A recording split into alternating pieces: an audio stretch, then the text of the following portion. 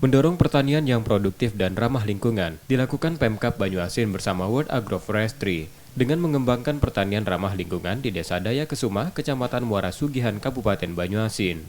Model usaha tani tersebut dengan penyiapan lahan tanpa bakar dan pupuk organik.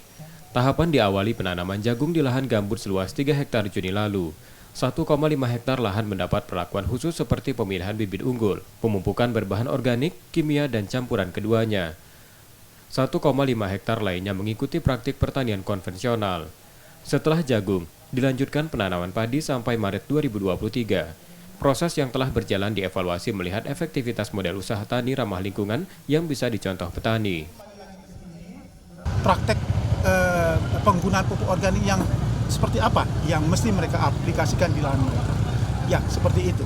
Jadi bukan hanya dari aspek pelatihan sistem usaha tani mereka yang kita perkuat, tapi juga dari sisi pemasaran. Pemkab Banyuasin berharap hal itu bisa diadopsi petani. Usaha tani ramah lingkungan tak mengurangi ketergantungan pupuk kimia dan jadi solusi pencegahan karhutla, tapi meningkatkan produktivitas petani.